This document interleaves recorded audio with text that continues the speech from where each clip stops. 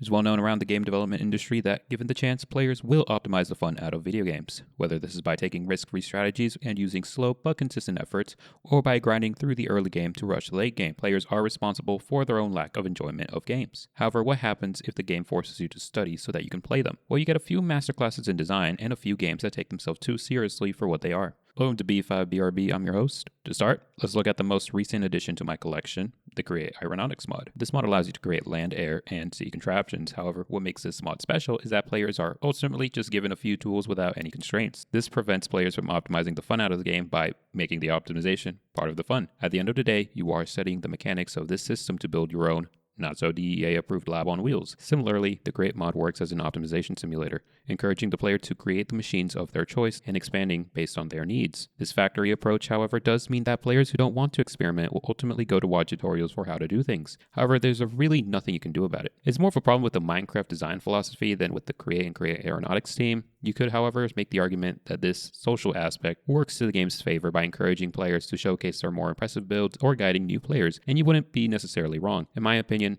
it's not that serious. Another game that gives you the tools and lets you create your own strategies is going to be competitive Pokemon. Pokemon Champions released two mixed reviews, to say the least. However, competitive Pokemon has been around since the early days. If I do this right, you'll see some Champions footage, but if I can't figure it out, enjoy the showdown. Now, the game works in the double battle format, where each player is given a rule set, including restricted Pokemon, banned Pokemon, and rule clauses to ensure fair play. However, players are ultimately given quite a bit of freedom to explore their options and use whatever mons they like. This can lead to situations where Pachirisu can win world championships. Unfortunately, not every species is created equal, and that leads to some Pokemon being obviously better than others.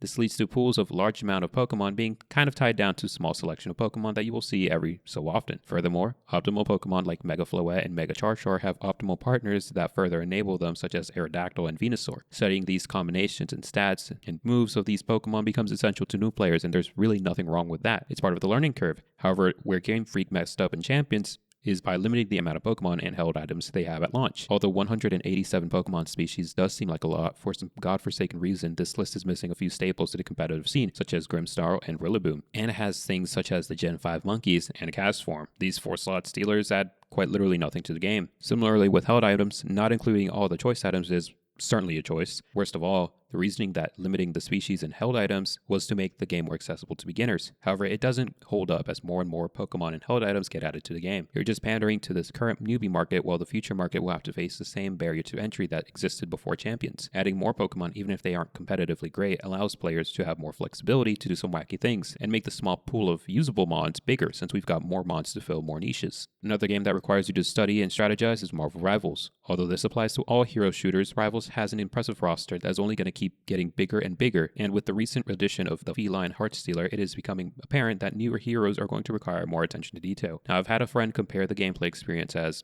although there is some strategy behind it, I feel like people are just spamming everything. This is how hero shooters work as a whole. Each character is given a kit and must use it to their advantage. Ultimately, players don't need to understand how each hero works, but if they do, they'll be able to enjoy the game a lot more. Optimization here does depend on the current meta. I've played on both poke and dive metas, and it will be personal preference for which you prefer. However, this is a trend for new heroes to be a little overtuned.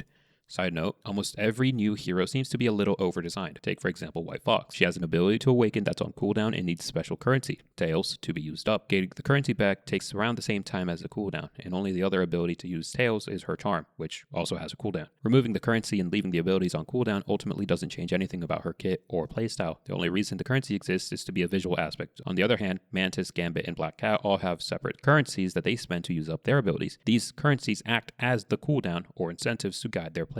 Back to optimization, however, team compositions are also an aspect that needs to be talked about. While team-ups kind of guiding the meta, there are objectively better comps to play.